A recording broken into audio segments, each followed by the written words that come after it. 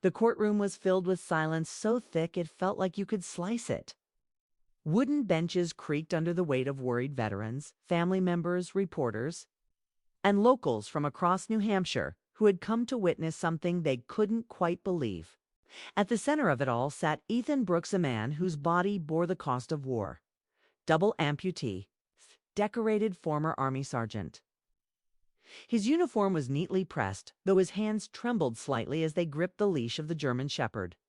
At his side, the dog Blitz sat still beside him, alert, sensing his partner's tension. Blitz wasn't just a service animal. He had pulled Ethan from rubble in Afghanistan after a roadside bomb nearly took his life. Blitz had stayed with him through surgeries, nightmares, and silence. To Ethan, Blitz was more than a dog. It was the reason he'd stayed alive, Sergeant. Brooks Judge William Caldwell began, peering over his glasses with an expression that felt colder than the marble pillars behind him.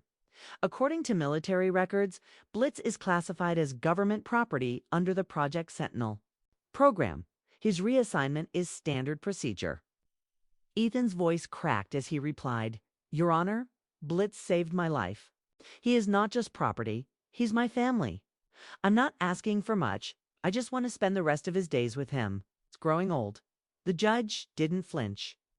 "Emotional attachment does not override federal law," he said flatly, tapping his gavel once not as a decision, but as a warning.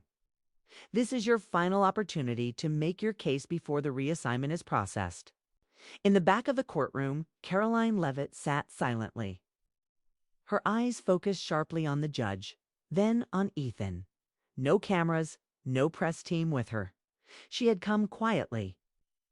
On the surface, it looked like she was just observing, but inside her mind, questions were already forming. Something about this trial felt off. Blitz suddenly stood up. His ears perked, eyes focused on the courtroom hallway. Then, without warning, he barked. Loud, ferocious. The sound echoed through the chamber, bouncing off the wooden walls like gunfire. People jumped. Some gasped. A woman in the gallery instinctively pulled her child close. Ethan reached for him, alarmed. "Blitz, it's okay," he whispered. But the dog didn't budge. He stayed locked onto the dark corridor outside the courtroom doors. The last time Blitz had barked like that, Ethan had nearly lost his life in Afghanistan. It wasn't panic. It was warning. Judge Caldwell frowned, visibly disturbed. "Control that animal immediately, or I will have him removed." "Your Honor," Ethan said firmly, "Blitz only reacts like this when there's something wrong." Murmurs rippled through the courtroom. Reporters quickly began whispering into their phones. A few people stood to peer down the hallway. Caroline didn't move. Her eyes narrowed. She'd seen dogs like Blitz before, trained to detect bombs, danger, or even stress in humans. This wasn't random. She turned to look down the corridor, but saw nothing. Still, she made a mental note. Blitz wasn't wrong without reason, as the court tried to regain order. Keithan's sister, Clara Brooks, sat near the front, gripping her phone. Her hands were shaking, but her anger was clear. She tapped quickly on the screen and hit record. She captured the moment, the judge refusing her brother a final goodbye. Blitz barking wildly, and the tension so thick it could crush steel. She posted it online with just one line. "A judge refused to let my brother, a veteran, keep the dog that saved his life. This is wrong." And she added a hashtag that would soon become viral. #SaveBlitz. Within minutes, her post was climbing. By the end of the hour, it was exploding across the internet. In the courtroom, Judge Caldwell struck the gavel again. "This court is adjourned," he said sharply. "The reassignment will proceed on schedule. The military's decision stands." Ethan looked down at Blitz, who had returned to his side but was still tense. He didn't cry, he didn't argue. But his face said everything: heartbreak, betrayal, disbelief. He reached out and scratched behind Blitz's ear. "It's okay, buddy," he whispered. "They don't see what I see." Caroline stood to leave quietly. No one noticed her yet, but they would soon. She had seen enough. The way the judge rushed.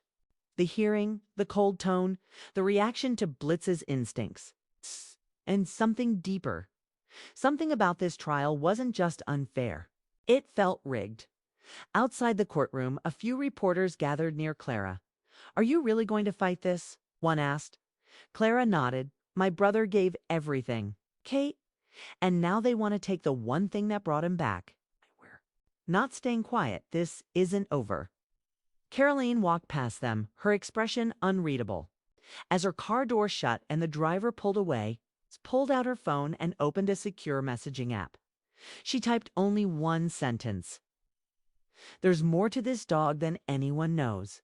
I want a full background on Judge Caldwell." Then she added, "Another message to the White House team. I'm going in."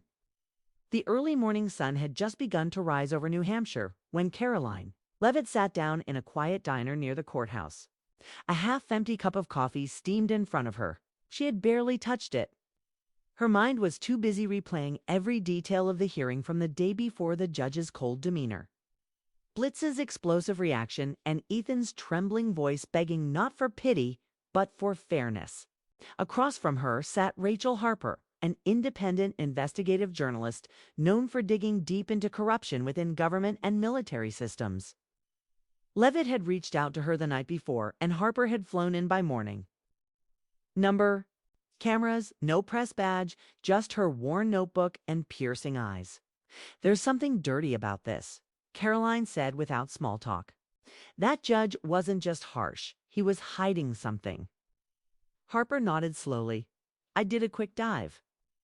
Judge William Caldwell's name shows up in financial disclosures connected to Blackthorn Dynamics." Caroline leaned forward. "That defense contractor." "Not just any," Harper replied. "They've been trying to push their way into next-generation military tech AI drones, genetic therapy for soldiers, and now Project Sentinel." Caroline blinked. "That's the program Blitz came from, right?" Harper pulled out a folder and slid it across the table. Project Sentinel started as a canine enhancement initiative. Behavioral conditioning, neurological implants, and sensory amplification. A handful of dogs only, a few dozen were selected. Blitz was one of them. Caroline opened the folder. Inside were classified memos, leaked photos, and redacted summaries. She flipped to a training record that listed Blitz under Tier 1, retained emotional bonding. Her eyes narrowed. "He wasn't just a war dog," she murmured. "He was part of a military experiment." Harper nodded. "And now that he's out of service, they want him back, probably to debrief his handlers. Test brain scans, who knows? But Ethan wasn't supposed to get this far in the legal fight. That hearing was supposed to be quiet, clean. But Blitz ruined that," Caroline said. "And now the internet's exploding." Indeed, the hashtag #SaveBlitz had become a national movement overnight. Major news outlets had picked up Clara's post. Retired veterans, animal rights groups, and even celebrities were posting messages of support. Donations were pouring in for Ethan's legal team, yet Judge Caldwell hadn't flinched. Caroline tapped her phone and pulled up an encrypted message she had received from an anonymous whistleblower linked to Blackthorn. "Caldwell cleared to silence Blitz. Leavitt. In danger if she interferes. They'll protect the program at any cost." She didn't show Harper the message yet. She wasn't sure she could trust anyone completely. But she knew now what she had to do. "They're planning to extract Blitz in 72 hours, Harper said. "No more court dates. The military will just seize him and transport him to a facility." In Virginia, Caroline stood up. "Then we don't have 72 hours. We have one shot to stop this." That afternoon, Ethan sat on the back porch of his small cabin outside town, Blitz resting beside him. A swarm of reporters had begun to circle.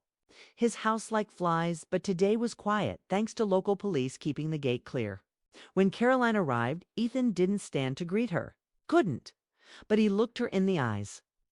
"I thought you were just another DC suit," he said, nodding at her tailored coat.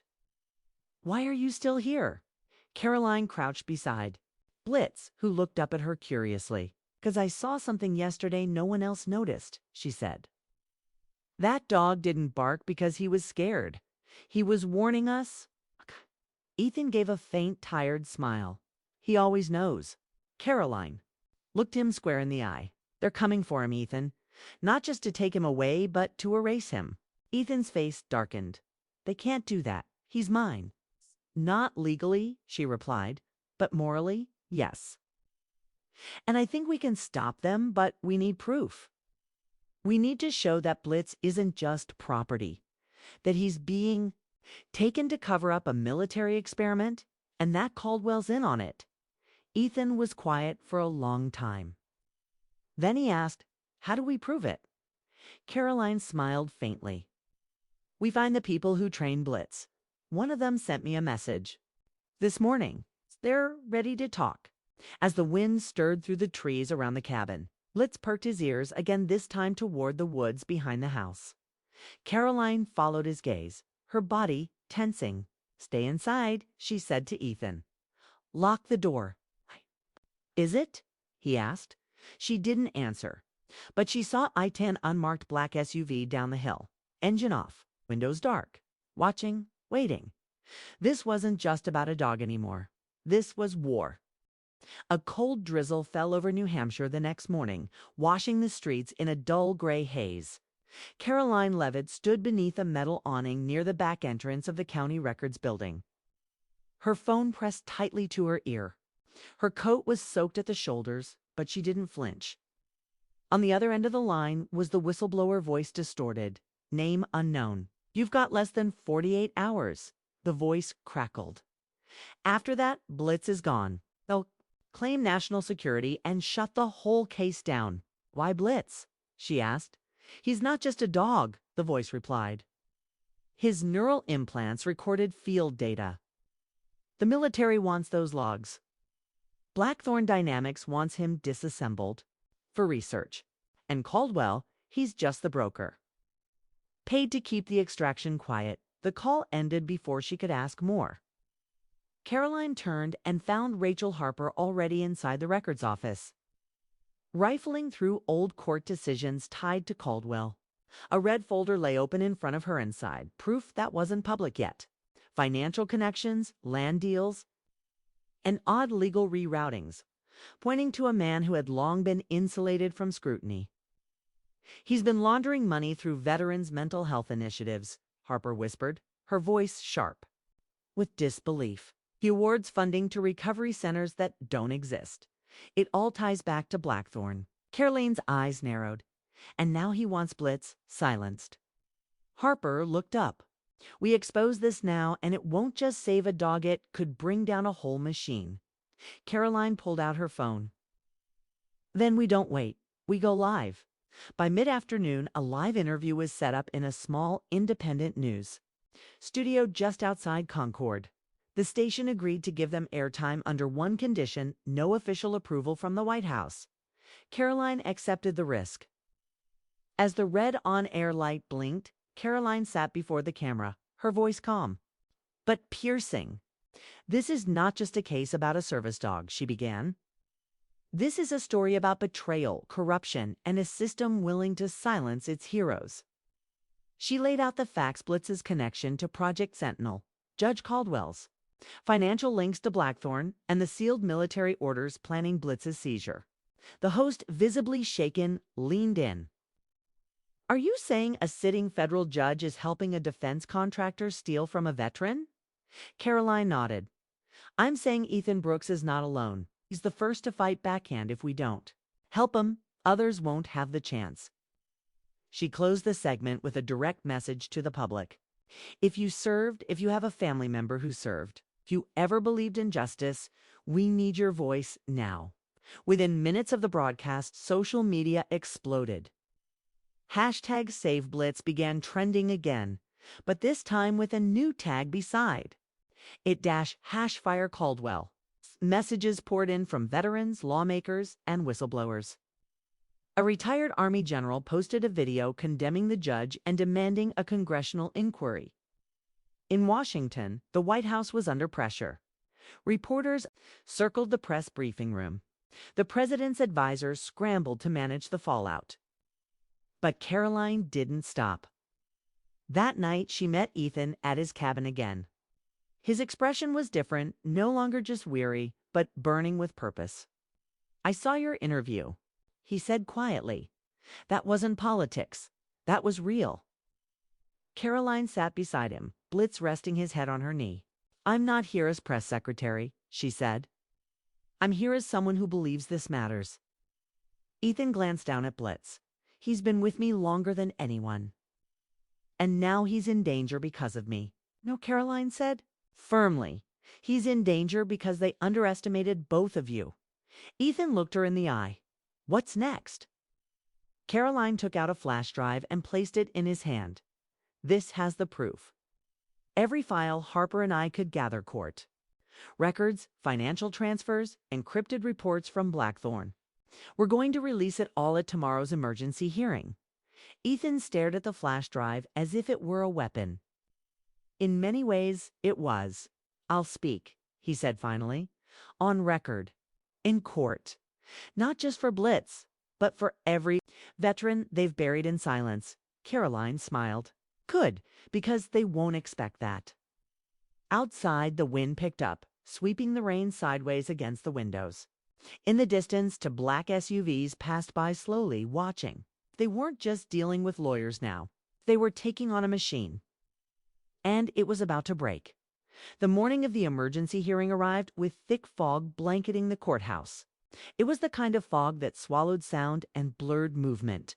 Perfect metaphor for what had been happening behind those stone walls for years. But today, the silence was about to break. Ethan Brooks sat in his wheelchair beside Caroline. Leavitt just outside the courtroom. Blitz lay calmly at his side, his ears twitching at every noise. The old German shepherd looked peaceful. But anyone who had seen him in battle would know better. Caroline leaned in, her voice low. "Are you ready?"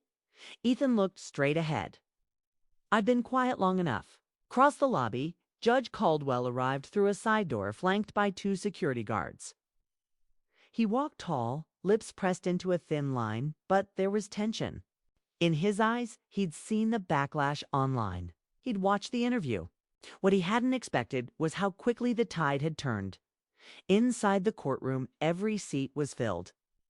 Reporters packed the gallery. Veterans lined the back rows in uniform, silent but present, a living wall of witnesses. The American flag, in the corner, barely moved, but the atmosphere was electric. Caldwell sat down at the bench, adjusted his robe, and banged the gavel. "This hearing has been called under unusual public scrutiny. We will proceed quickly and with order," he announced. But the edge in his voice betrayed his discomfort. Caroline stood. "Your Honor, we respectfully request the court admit new evidence on behalf of Sergeant Ethan Brooks," she said clearly. "The evidence pertains to both the custody of his service animal and potential conflicts of interest involving your position." A collective gasp moved through the room. Caldwell's eyes narrowed. "Miss Leavitt, you are not his legal counsel." "No, Your Honor," she replied. "But I am a federal officer assigned by the executive office to observe these proceedings. And I am prepared to submit federal documentation that includes financial disclosures and internal communications that raise questions about your impartiality." Caldwell paused, clearly thrown off. From the second row, a quiet figure stood Rachel Harper, holding a folder thick with printed documents. "If the court refuses, I'll be releasing this entire file to the public in the next hour," Rachel said calmly. Caldwell's gavel slammed down. This is not a media circus. But no one moved. No one laughed. Ethan wheeled himself forward. "Sir," he said, his voice clear and steady. "I just want to tell my story. Let me speak." Caldwell's expression hardened, but he gave a reluctant nod. Ethan turned to the courtroom. "I joined the Army when I was 18. My first mission, I saw things no kid should ever see. I lost friends, limbs, and sometimes even hope." "Let's hear," he said, placing a hand on the dog's back. "Was the only thing that pulled me through." He paused, eyes glistening. When I got home, people clapped at the airport, shook my hand. Then came the silence. The forgotten appointments, the cut funding, the loneliness. Blitz never forgot me. A murmur ran through the audience. They say he's government property. But how can something with a soul, with loyalty and memory, be a thing you just reassign? He's not a file, he's a hero. The room was silent, then Caroline stood again. Your Honor, I'd like to enter into evidence the transfer record showing multiple payments made to an offshore account linked to you from a defense contractor named Blackthorn Dynamics, the same contractor currently petitioning to take Blitz for their program. Caldwell visibly froze.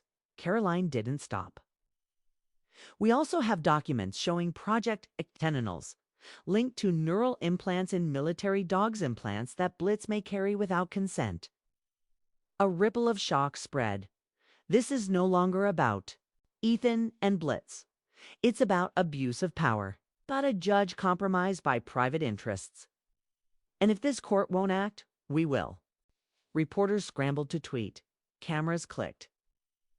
The courtroom had become a battlefield. Caldwell stood, hands trembling slightly. This court will recess until further review, he muttered before storming out, his robe sweeping behind him like a retreating shadow. Outside, the crowd erupted. Veterans embraced each other. People waved signs that read "Justice for Ethan" and "Blitz is a soldier too." Caroline stepped beside Ethan. You did it. He looked down at Blitz, who had risen, tail wagging gently. No, Ethan said, we did it. But Caroline's eyes stayed locked on the courthouse door. This isn't over, she said. Caldwell will fight back. And Blackthorn won't let Blitz go without a war. The fog had lifted, but the real storm was just beginning. The courthouse steps were flooded with flashing cameras, microphones, and shouting reporters. Veterans stood shoulder to shoulder with citizens, while Ethan Brooks held Blitz's leash tightly, his knuckles white. Caroline Leavitt shielded her eyes from the lights, trying to guide Ethan down the marble stairs without stumbling. Reporters bombarded them with questions. Ms. Leavitt, will the administration press charges against Judge Caldwell? Ethan, how do you feel now that the trial is under review? But Ethan didn't speak. His eyes were locked, ahead-focused, calm. Blitz trotted beside him, ever alert. Back inside the courthouse, Judge William Caldwell slammed his office door and ripped off his robe. Sweat glistened on his forehead as he fumbled for his phone. He wasn't used to being cornered. The documents Leavitt presented, the social media. Storm and the independent journalists' files, they had caught him off guard. He dialed quickly. It's me. We have a problem, he whispered. Leavitt found the Blackthorn link. I told you it wasn't clean. The voice on the other end was firm. Fix it, or we will. Click. He leaned against the wall, breathing hard. For the first time, he realized this wasn't just a hearing. It was a war. That night, Caroline returned to her hotel, exhausted but determined. She had just stepped out of the shower when her phone lit up. Rachel Harper had sent another file. She opened it, lines of military contracts, coded language, and an internal Blackthorn memo with one name highlighted. Blitz, Unit ID 3F9. Her eyes widened. There it was in writing. Blitz was tagged for Phase 2 testing neural enhancement, remote response training, and possible deployment without handler supervision. In short, they weren't just taking a dog, they were trying to turn him into a weapon. She stared at the screen, heart racing. This was why Blackthorn had paid Caldwell. This was why they fought so hard to take Blitz back. Caroline immediately called Rachel. We need to leak this, she said. Quietly, not through the press, through a veterans forum. Somewhere raw, real. Rachel hesitated. You're... Sure. Once it's out, Blackthorn will come after us. They already are, Caroline replied. An hour later, the memo appeared anonymously on the Watchtower, a private military discussion forum. Within minutes, it was reposted on X with The caption, "They tried to weaponize our dogs, #not Blitz." The response was explosive. Thousands of veterans and active duty soldiers shared it. Many confirmed suspicions they'd had about Blackthorn's secret programs. The outrage was volcanic. Meanwhile, Ethan sat quietly in his hotel room, staring out the window.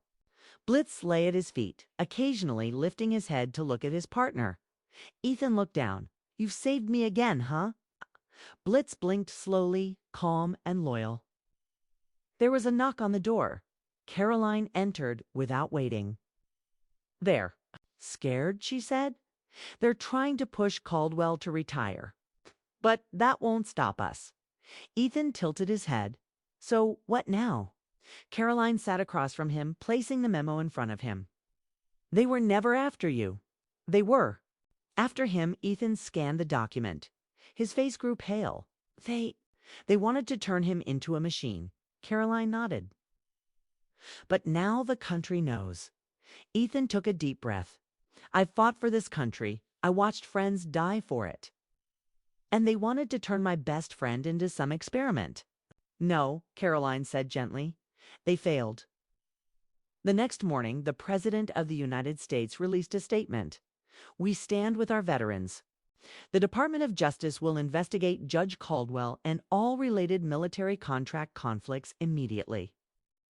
Judge Caldwell was placed on administrative leave. Blackthorn Dynamics issued a bland denial, but it was too late.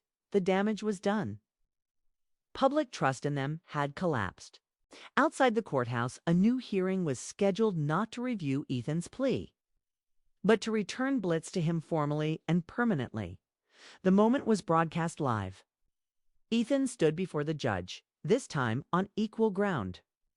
"Mr. Brooks," the judge said, "on behalf of the United States, we apologize for the injustice you faced. Blitz is yours, now and always." Ethan looked down at Blitz. He knelt, wrapping his arms around the dog's neck. "Let's go home, buddy." Crowd erupted in cheers. Some cried. Some saluted. Caroline stood in the background, a rare smile crossing her face.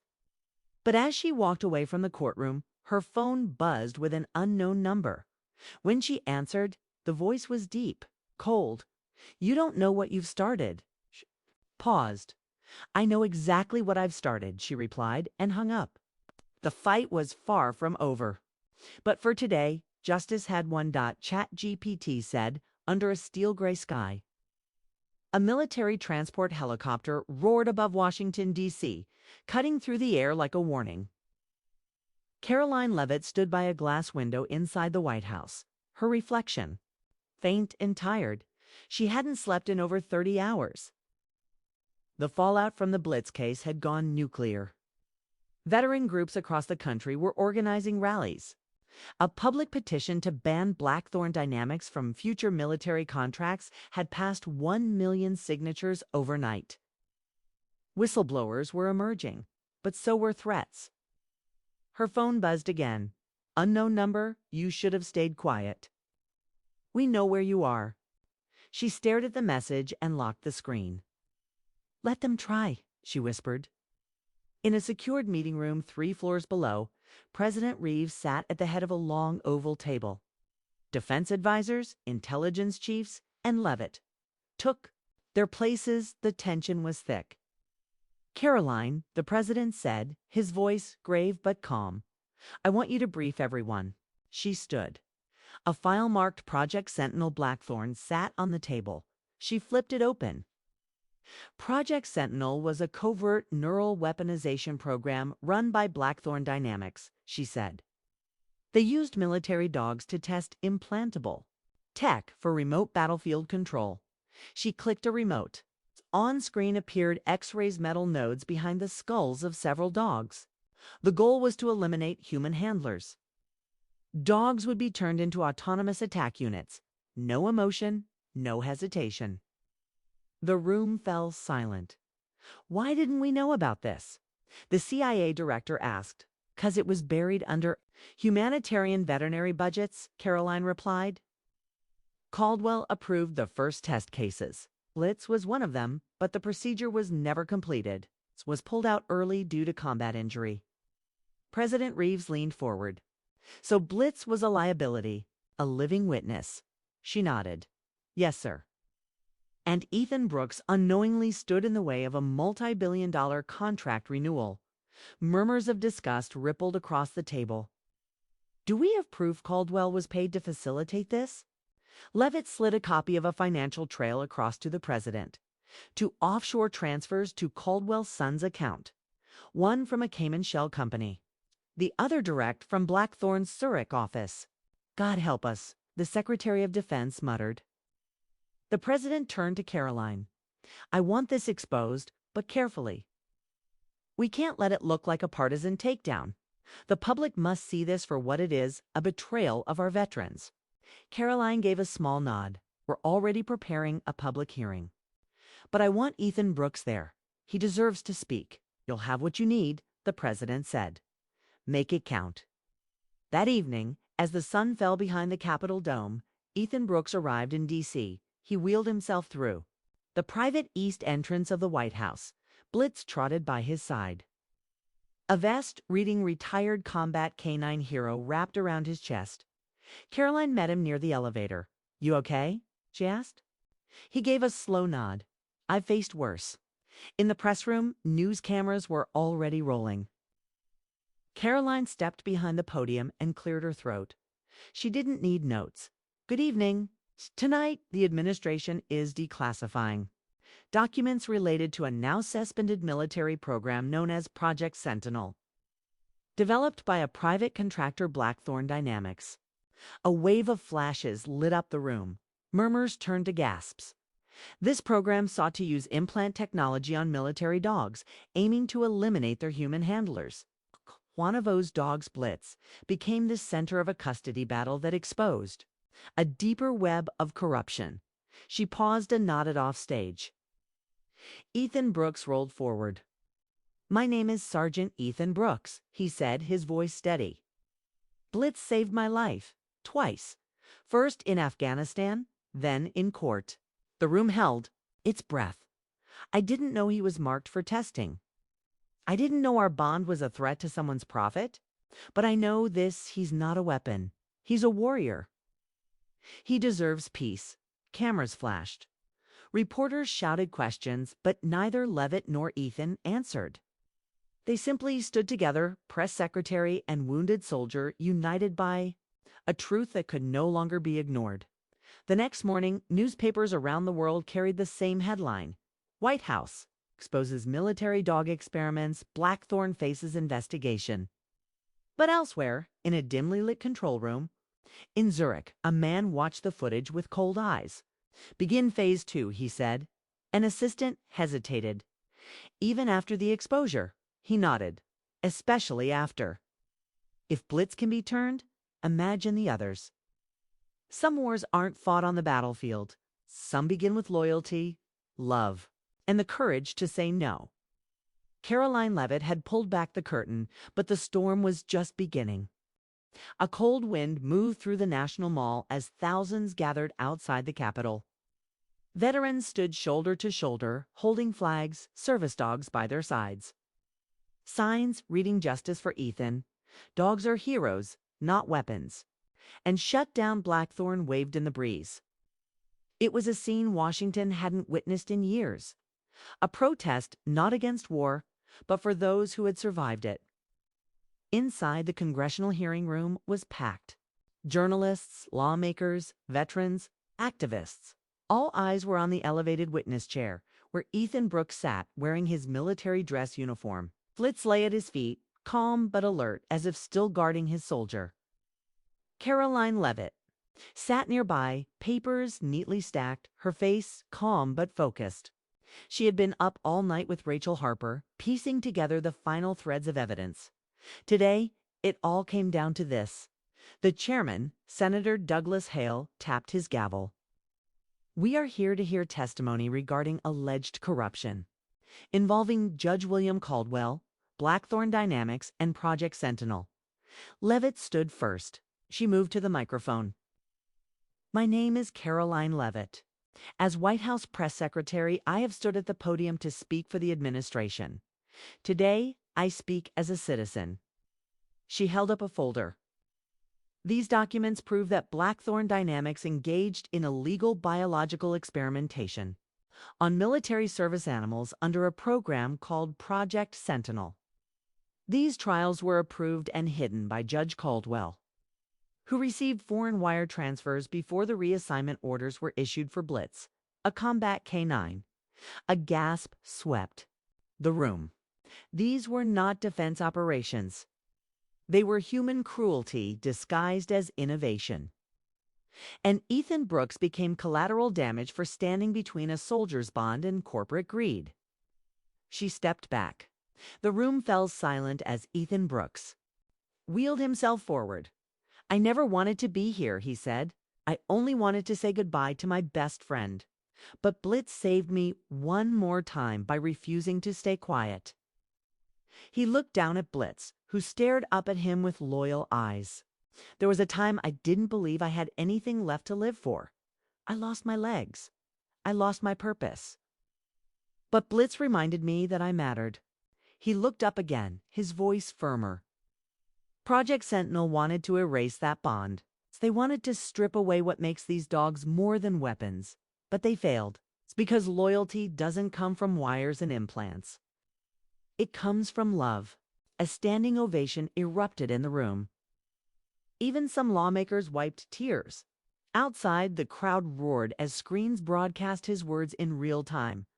Social media exploded again, not in outrage but in unity. By evening, the fallout had begun. Judge William Caldwell was placed under federal investigation. Blackthorn Dynamics stocks plummeted as congressional subpoenas were issued. There. CEO resigned within 48 hours. The president addressed the nation the next day. "No veteran, no animal, no citizen should be abandoned for profit," he said. "We stand by those who served. And we will never allow loyalty to be sold." In the days that followed, something else began, quiet but powerful. Lawmakers from both parties introduced the Veteran Canine Protection Act, ensuring no military dog could be reassigned without consent from its bonded handler. The bill passed unanimously. As for Ethan and Blitz, they went home. A small New Hampshire town gathered to welcome them back. Children waved flags. A local vet clinic pledged lifetime care for Blitz. Ethan smiled more, even started writing. Again, letters to other wounded soldiers. And Caroline Leavitt. She didn't just return to D.C. with another headline. She became a symbol of what happens when someone in power chooses compassion over calculation. Weeks later, she received a letter. It was handwritten, slightly messy, and signed simply from one survivor to another. "Thank you for saving both of us. E and B." She pinned it on her office wall. Not as a trophy, but as a reminder that sometimes the smallest battles, like letting a man say goodbye to his dog, reveal the biggest truths. And when someone refuses to back down, even in silence, the world listens. This wasn't just a political victory. It was something rarer. A story where loyalty beat power. Where a dog's bark uncovered a nation's blind spot. Where one woman chose to walk into a courtroom and walked out having changed it forever.